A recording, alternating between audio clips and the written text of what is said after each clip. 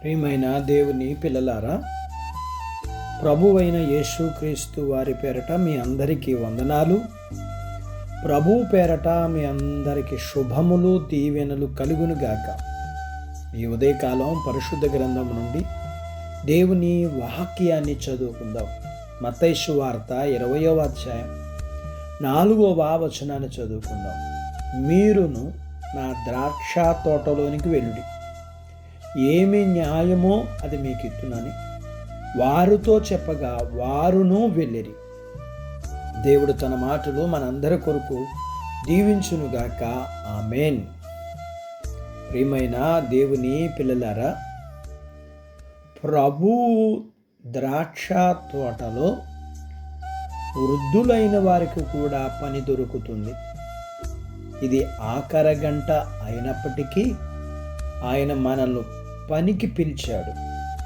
ఎంత గొప్ప కృప ఇది!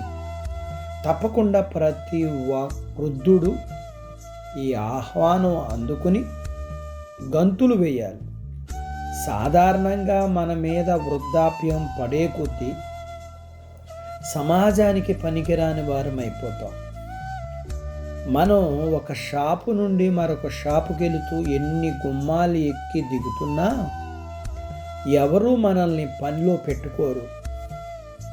అంతా మన నెరిసిన వెంట్రుకలు చూస్తారు. అడ్డంగా తలలు ఊపి ఇక్కడ మీకు ఇవ్వడానికి పనేమీ లేదని చెప్పమంటారు, చెప్పి పొమ్మంటారు కూడా. అయితే ప్రభువు వారు వృద్ధులను పనిలో పెట్టుకుని వారికి మంచి జీతాలు ఇస్తారు. నిజంగా ఇది కేవలం ఆయన కృప. ప్రభువ ఒక గంట ఆలస్యం కాకుండా వృద్ధులను ఆయన పనిలో పెట్టుకుంటారు. శరీరం వడిలిపోయిన వృద్ధులకు ప్రభువారు జీతాలు ఇస్తారన్న అనుమానం వద్దు. ఆయన పొలములో పనిచేసిన వారికి ఏది న్యాయమో అది ఇస్తానంటున్నాడు.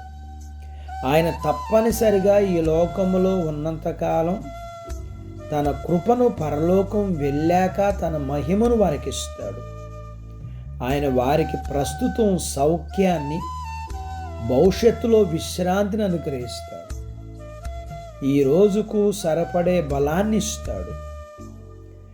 మరణమనే రాత్రి వచ్చినప్పుడు మహిమ దర్శనాన్ని ఇస్తాడు. తన యవ్వన కాలములోనే ప్రభువు పరిచర్యలో ప్రవేశించిన వారికి ఎలాంటి ప్రతిఫలం ఇస్తాడో, తన వృద్ధాప్యమును తెలుసుకుని ఆ పరిచర్యలో ప్రవేశించిన వారికి కూడా అలాంటి ప్రతిఫలాన్నే ఆయన ఇస్తాడు. ఇప్పటికీ ప్రభువును గూర్చిని తెలియక రక్షణ పొందక ఉన్న వృద్ధులందరూ ఈ విషయాన్ని తెలుసుకోండి. ప్రభువు నామములో మీకు ఆశీర్వాదం కలగాలని ప్రార్థిస్తున్నాను. ఇలాంటి వారు మనకి ఎక్కడ కనిపిస్తారు? మనం వారి కోసం వెతుకుదాం. ప్రేమతో ఈ విషయాన్ని వారికి తెలియచేద్దాం.